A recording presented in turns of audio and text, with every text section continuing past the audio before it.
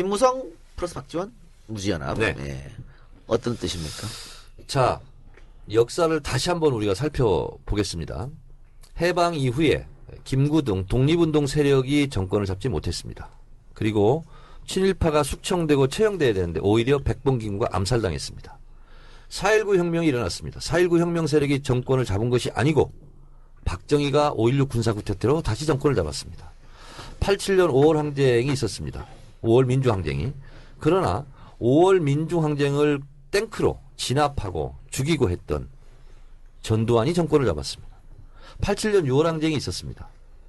근데 87년 6월 항쟁의 타도의 대상이었던 노태우가 다시 정권을 잡았습니다. 2016년 전 국민 항쟁이 벌어지고 있습니다. 그러면 어떠한 세력이 권력의 중심에 서야 되겠습니까? 이것이 저는 탄핵은 중요합니다. 해야 됩니다. 그러나 탄핵 이후에 이 끌어오르는 촛불 민심 이거를 누가 받아 안고 누가 이것을 권력을 정권을 잡아야 될 것인가. 이것은 대단히 중요한 문제. 지금까지는 이런 혁명적 상황에서 항상 혁명 주도 세력이 정권을 잡지 못하고 오히려 또 피해자로서 또 탄압의 대상으로서 전락하는 경우가 많았거든요. 이번 기회에는 절대 그러지 말자. 역사의 교훈을 되새기자. 그런 차원에서 저는 새누리당의 비박이든 친박이든 낀박이든 다 청산 대상이다. 연대 대상이 아니다. 그리고 박근혜 정권의 탄생의 공동 정범들이다. 특히 김무성은 선대 본부장으로서 노무현 대통령의 NLL 대화록을 위조해서 부산 서면노트에서 울부짖으면서 읽으면서 노무현이가 이렇다고 하면서 문재인이가 절대 뽑으면 안 된다. 예. 그러면서 박근혜를 목놓아 외쳤던 사람이에요. 자, 그런데 본인은 친박 연대로 나간 사람이에요. 그리고 국회로 돌아왔어요. 그리고 지금은 박근혜를 만난 것이 정치 일정에서 가장 후회스럽다고 얘기합니다. 표변도 이런 표변이 없어요. 그렇죠. 그리고 정말 덩치가 못하는 거야. 그런데 탄핵할 때는 이 탄핵의 찬성표는 비박이 몰아오는 것이 아니고 국민들이 몰아온 거예요. 예. 국회에서는 탄핵의 탄자도 못 꺼냈어요. 국민들이 탄핵을 꺼내니까 드디어 탄핵을 하자라고 뒤늦게 움직인 거예요. 근데 마치 이것을 박지원 대표가 김무성 비박계 협조를 받는 것이 마치 역사적으로 제일 중요한 것처럼, 그리고 나는 국민의당의 정체성을 인정하면 합치겠다. 이거는요, 제2의 3당 야비다. 김무성 전 대표가 그런 얘기 했죠. 합칠 수도 있다 얘기했고, 네. 또 박지원 대표는 흥묘백묘론을 꺼냈어요. 네. 그래도 마치 그 자기는 순수한 입장에서 얘기하는 것처럼. 자, 그러니까 박지원 대표가 얘기하는 것은 탄핵을 위해서 그런다 하면 그것은 일정 부분 백보 양보해서 이해할 수 있어요. 예. 그러나 국민의당의 정체성을 인정하면 김무성과 합치겠다. 그리고 친박도 반성하면 용서해줘야 된다. 자, 근데 용서는 가해자들이 하는 게 아니고 국회의원들이 하는 게 아니에요. 프랑스의 똘레랑스는 나치 부역 2년 6개월밖에 안 됩니다. 나치가 물러간 다음에 제일 먼저 처형한 게 언론입니다. 그 다음에 정치인들이에요. 다 죽였어요. 근데 공소시효가 끝났어. 법을 바꿉니다. 민족 반역자에게는 공소시효가 없다. 80년대 중반까지 추적해서 발본세관에서 다 처형합니다. 그러니까 국민들이 이제는 그만하자. 관용을 베풀자. 이만하면 됐다. 그래서 프랑스가 똘레랑스의 나라가 된 거예요. 그래서 까미는 이런 얘기를 했어요. 오늘 처벌하지 않으면 또 다른 범죄들에게 용기를 주는 거다. 그렇지. 내일. 그래서 역사 청산을 해야 된다. 이런 건데 밟아버려야 되는 청산해야 될 박근혜 탄생의 공동정범과 부역자들과 탄핵 이후에 손잡겠다. 그건 뭐냐면 91년도 3당 합담할 때 뭐라고 했어요. 노태우가. 김대중 빼고 다 모여라. 네. 지금 박지원 대표는 문재인 빼고 다 모여라예요. 그렇게 얘기하죠. 그 친박, 친노 빼고 다 모이자. 다 모이자. 네. 그게 이제 그리고 친박도 반성하고 용서하면 받아들이겠다. 그래서 이후에 벌어지는 대통령 선거에서 신종 제3당 합당을 통해서 자기들이 정권을 가져가겠다. 절대로 이거는 용서할 수가 없다. 그래서 제가 5일 전부터 한 50번 공격했어요. 박지원 대표한테. 네. 그렇게 해야 돼. 네, 했어요. 그랬더니 저한테 전화가 왔어요. 전화 통화를 했는데 너 왜 그러니, 그래? 그 내용은 공개하지 않겠어요. 제가 이걸 공개하면 박지원 대표의 정치 생명에 지장이 있을 수도 있어요. 괜찮아, 하세요. 안 합니다. 나도 그런 거 있어. 자, 그랬더니 박지원 대표 나한테도 뭐라고 본인이 또 받아쳤냐면 나는 민주당 일각에서 일베처럼 공격하지만 참겠다. 저를 일베로 모는 거예요. 그래서 참지 마라. 그랬더니 어제 또 썼더라고요. 탄핵까지 민주당에서 좀 두 분만 조용히 했으면 좋겠다. 그 두 분이 문재인인지 추미애인지 뭐 정청래까지 포함된지는 모르겠어요. 그래서 오늘 제가 썼습니다. 공개했어요. 박지원 대표의 부탁대로 휴전입니다. 휴전. 탄핵이 중요하고 탄핵을 위해서 힘을 모아야 되기 때문에 원대로 잠시 휴전합니다. 그러나 탄핵 이후에 제2의 신종 3당 야합을 시도한다면 그때는 박지원 대표도 탄핵의 대상임을 경고합니다. 그러한 불행한 일이 없었으면 좋겠습니다. 너무 잘하시네. 나는 그 박지원이라는 분을 제가 들어오자마자 얼마 안 있어서 같이 밥 먹다가 그 박기춘 의원 그 시계 그 상납받은 거 얘기 나오다가 제가 시계를 모았다 이런 얘기를 했다더니 그날 밤에 술 마시고 들어가서 시계 써가 내가 그 때문에 1년 동안 시달렸는데 그래가지고 내 재산 등록에 시계를 해버렸잖아요. 그냥 근데 참 나쁜 사람이에요.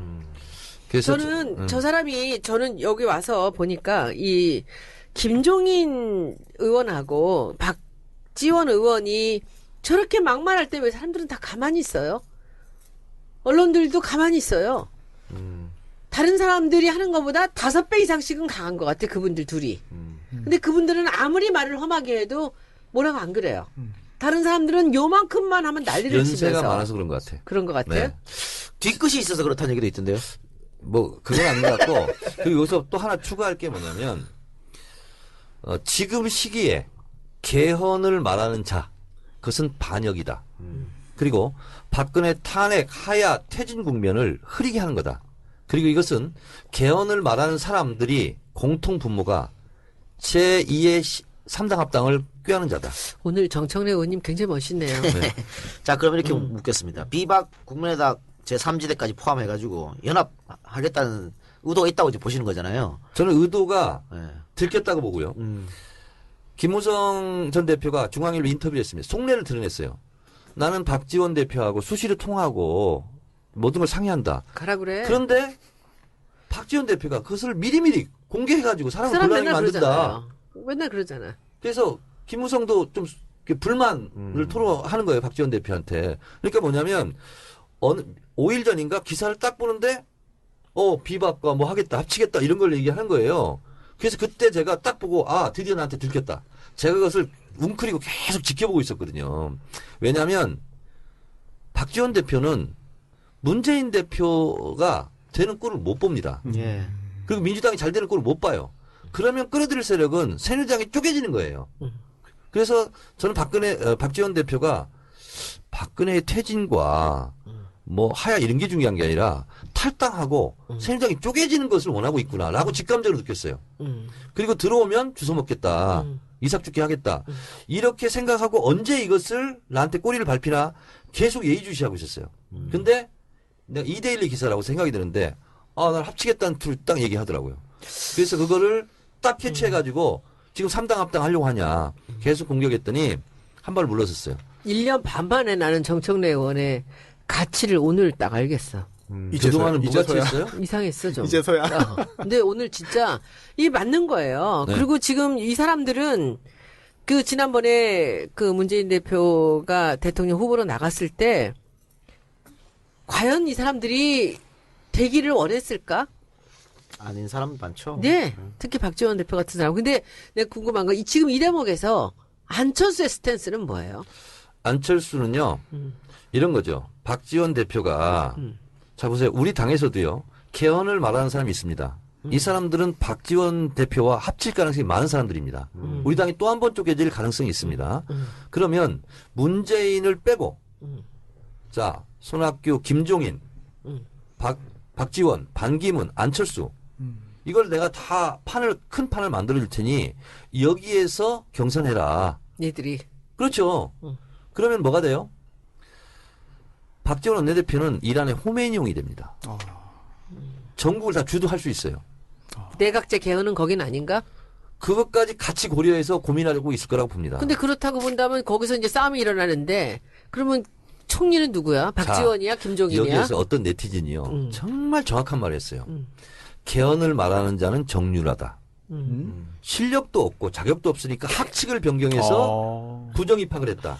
대통령 지지율도 안 나고 대통령이 될 가능성이 없는 사람들은 학칙을 바꾸듯이 헌법을 바꿔서 내각제를 통해서 총리를 꿈꾸고 있다. 그래요. 지금 개헌 주장한 사람들은 이게 직선제에서는 절대 안 되는 사람들끼리 모여서 얘기하는 그럼요. 거죠. 그런데 그런데 안철수 얘기 나왔으니까 지금 그 김무성 대표가 라디오 인터뷰에서 진행자가 안철수 대표가 연대 가능하냐고 물으니까 가능하다고 대답했습니다. 가능하다고 대답했죠. 그리고 안철수 대표가 저 인터뷰를 보고 기득권 타파할 수 있는 기회다 이렇게 또 화답했어요. 그렇죠. 화답했고 그 제3지대 무슨 개헌을 위한 토론회 있었지 않습니까? 거기에 더민주의 김성수, 박병석, 박영선, 최명결 의원이 참석했습니다.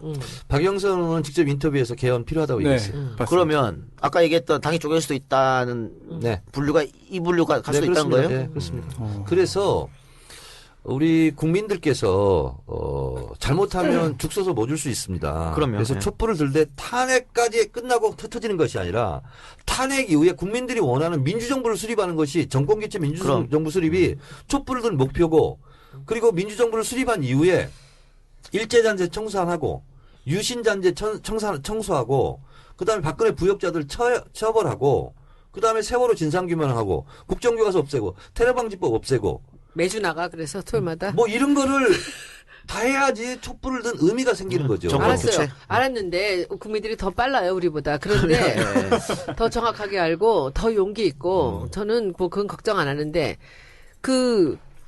이제 여기서 이 대목에서 제가 의문이 가는 게 하나가 박지원 의원은 그럴 수 있어요. 야 이렇게 모여서 김무성이랑 모아가지고 이삭 죽게 해갖고 또 하나의 세력을 만든다.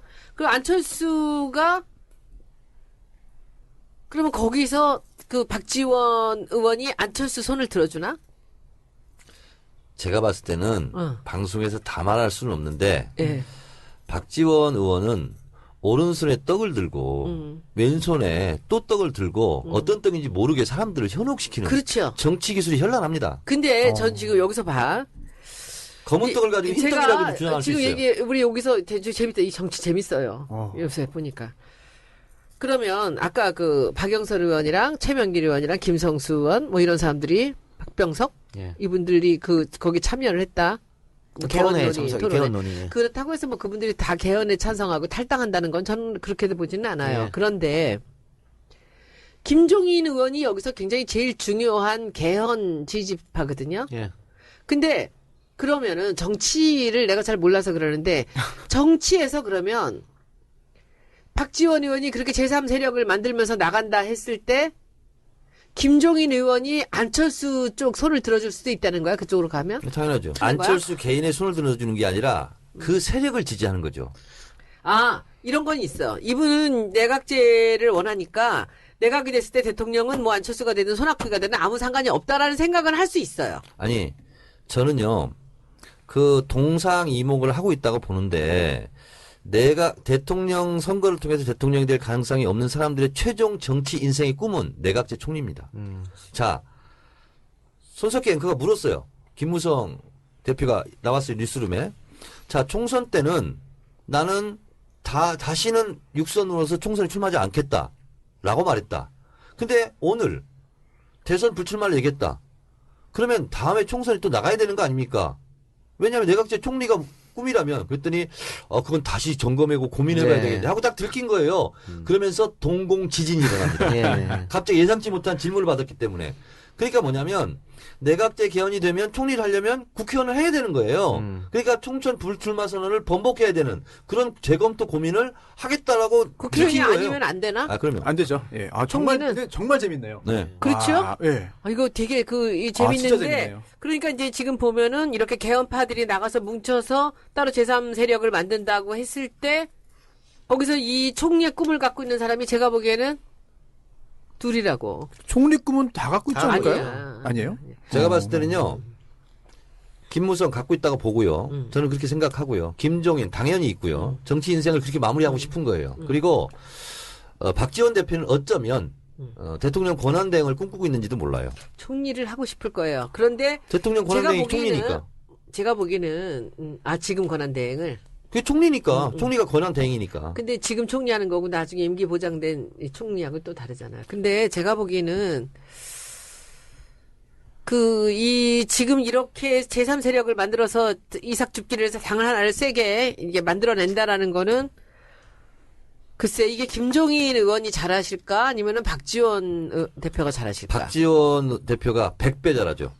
그러면은 그럼 자기가 100배 잘해서 이렇게 세력을 모아가지고 강하게 만들어서 놨을 때 이 사람이 김종인 대표한테 양보를 할까? 그렇지 않습니다. 안 하죠. 아니 뭐 박지원 대표가 그렇게 당을 또 새롭게 만들어서 파이 키워가지고 당권을 잡으려 할 수도 있는 문제고요. 그거는 뭐 지켜봐야 될 문제고. 재밌네. 어쨌든 이 사람들은 본인들이 어떤 수를 쓰든 대통령이 안 되기 때문에 일로 다 헤쳐먹어야 하는 거예요. 각자 생각을 하면서 친노 친문은 절대로 안 된다고 생각하는 거거든. 그렇죠. 손학규 전 대표가 오늘 박 대통령 인터뷰 담화한 다음에 뭐라 그랬냐면 무조건 대통령 얘기를 반대하면 안 된다 그랬단 말이야. 그러면 왜? 이 양반도 절대 대통령이 안 될 사람이기 때문에 또 다른 얘기를 하는 거예요. 그렇다면은 그분들이 오히려 동기부여는 정말 더 강할 수 있겠네요. 그렇죠.